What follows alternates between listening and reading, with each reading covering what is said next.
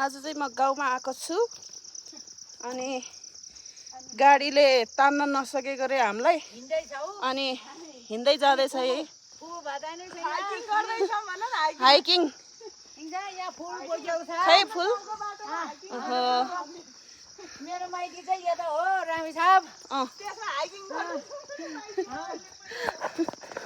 हाम्रो घर चाहिँ काभ्रे हो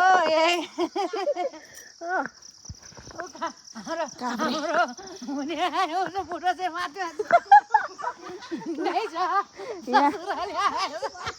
ससुराली आएर पनि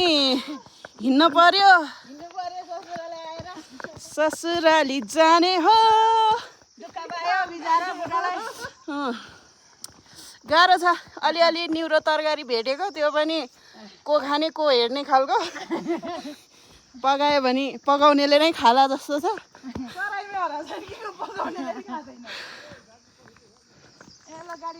जङ्गल ए गाडी पर्खिरहेको छ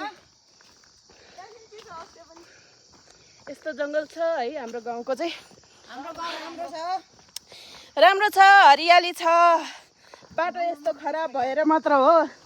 नभए त हाम्रो जतिको गाउँ सुन्दर कसको होला र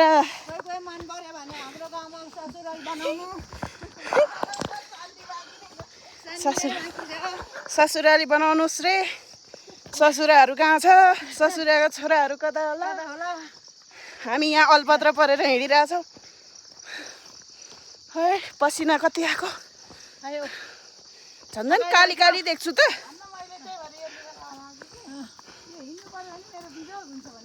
मैले पनि त्यही हान्थ्यो भर्यो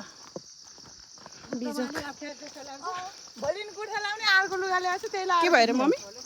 के भएछ के भयो तपाईँलाई के पनि भएको छैन ए गर्मी हुन्छ गर्मी भयो हिँड्न गाह्रो भयो हामीलाई गाडी बिग्रिन्छ तान्न गाह्रो छ यो बाटोमा अनि प्लान्ट लभरहरूको यहाँ प्लान्ट ऊ त्यहाँ हातमा झुन्डाइरहेछ है ल माइतीमा जस्तो सुखा कहाँ पाउँछ हाम्रो गाडी चाहिँ यही हो गाडीले धोका दिएको त होइन माइती सबै बोकेर जान्थ्यो गाडी तातेको अवस्था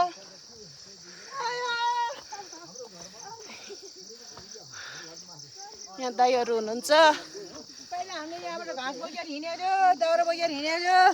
मैले बिहे गरेको दिनमा पनि यही बाटोले दाउरा ल्याएको थियो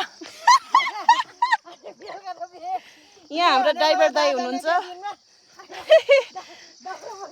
यहाँ मेरो दाइ हुनुहुन्छ उता अगाडि बढ्ने मामा हुनुहुन्छ कस्तो स्यास्या भएको जस्तो भयो